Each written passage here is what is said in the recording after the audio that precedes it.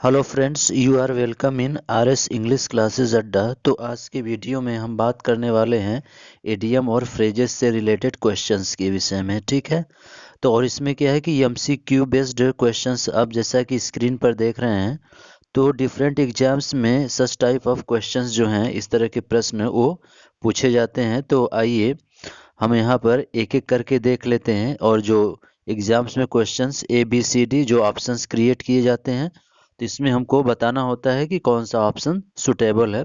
तो बहुत ही 8 most important यहाँ पर इडियम एंड फ्रेजेस मैंने लिया हुआ है। तो आइए एक एक करके हम लोग यहाँ पर देखेंगे इसको। तो पहला जो मैंने लिया हुआ है वो है हमारा अ बेड ऑफ रोजेस। क्या है? अ बेड ऑफ रोजेस। जैसा कि पहला आप देख रहे हैं लिखा हुआ है अ बेड ऑफ रोजेस। तो इसमें पहले ये समझ लीजिए कि जो भी हमारे इडियम या फिर जो फ्रेजेस होते हैं, ये ये क्या है कि हमको लर्न करना होता है, क्योंकि जो हमको प्रश्न में दिया रहता है अ बेड ऑफ रोजेस, वैसे तो देखेंगे तो रोज क्या है, is a name of a flower है। ओके, और बेड का मतलब क्या होता है? बिस्तर होता है। तो जो दिया रहता है उसकी मीनिंग डिफरेंट होती है। ओके, इसीलिए तो इडियम जो मुहावरा हम लोग बोलते हैं हिंदी में, इडियम को हिंदी में हम क्या बोलते हैं?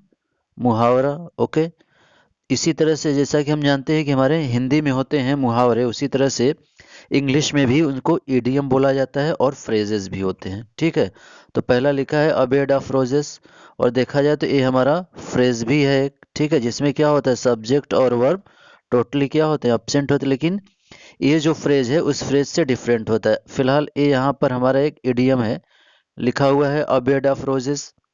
तो पहला ऑप्शन है कि इसका ऑप्शन पहला सही हुआ कि अ वेरी सॉफ्ट बेड। दूसरा लिखा हुआ है अ डल बेड, बिलोंग टू, और चौथा है फुल ऑफ जॉय।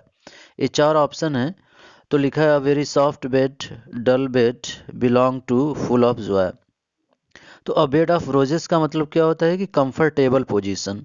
कंफर्टेबल यानी आरामदायक स्थिति, यानी कंफर्टेबल। ओके, कंफर्टेबल पोजीशन, आरामदायक स्थिति में। ठीक है, कंफर्टेबल पोजीशन।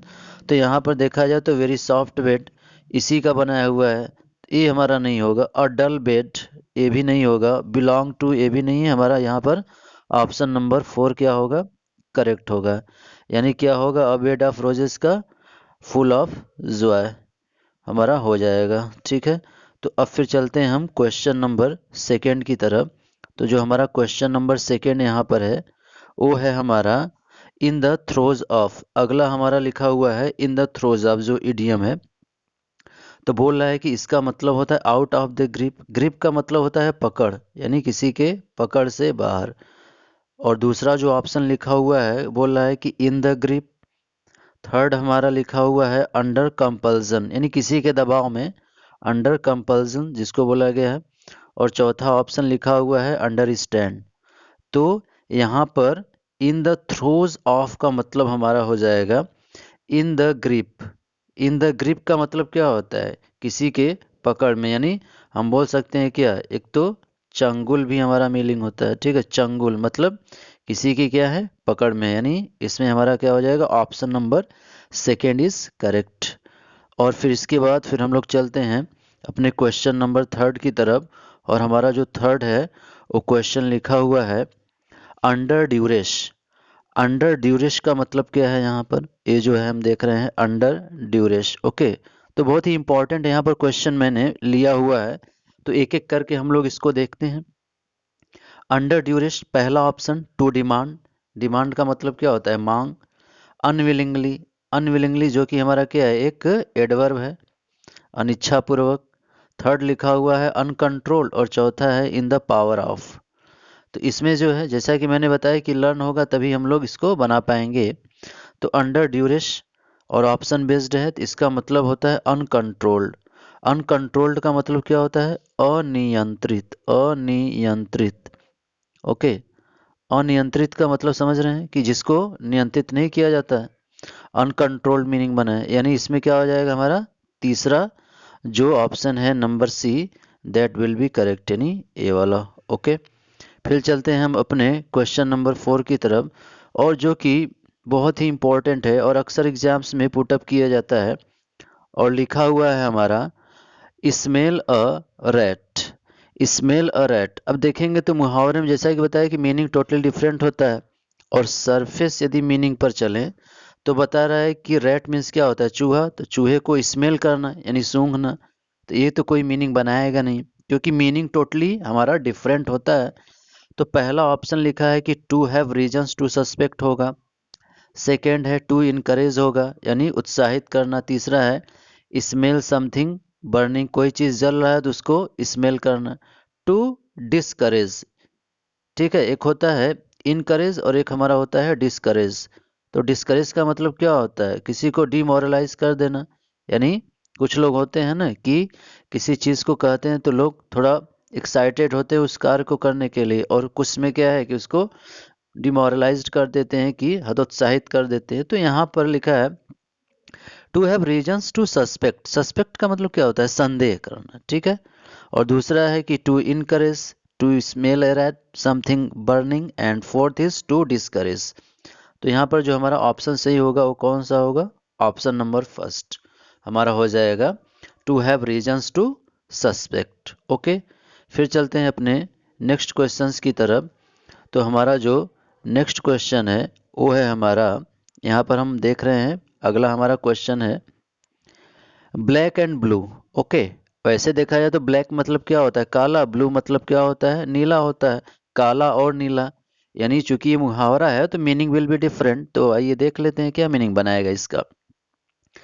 लिखा हुआ है पहला कलर, एक तो मीनिंग देखिए ना, यहाँ पर ये जो है एमसीक्यू के अकॉर्डिंग एक ऑप्शन सेट किया है कलर का। दूसरा ऑप्शन सेट किया है डूइंग्स, जो कार्य है हमारे, सफरिंग, सफ़र करना, सफरिंग। और चौथा है सेवरली। सेवरली का मतलब यहाँ पर क्या है, अत्यधिक, ये जो चौथा वाला है। और इसकी मीनिंग क्या हो जाएगी, अत्यधिक। ओके, तो आइए देख लेते हैं यहाँ पर क्या है हमारा। कलर ए होगा नहीं, क्योंकि जब भी बिल्कुल इससे मैच करेगा तो ए मानकर चलिएगा कि वो नहीं हो सकता है, क्योंकि सरफेस मीनिंग नहीं बनाता है। तो यहाँ दो कलर है दिया हुआ तो इसको एक ऑप्शन बना दिया नहीं। डूइंग्स का भी हमारा नहीं होगा, सफरिंग्स भी नहीं है। और यहाँ पर जो हमारा सही है वो है ऑप्शन नंबर फोर्थ, सेवरली, अत्यधिक, ब्लैक एंड ब्लू इसको बोला गया है। ओके, फिर चलते हैं हम अपने नेक्स्ट क्वेश्चन की तरफ।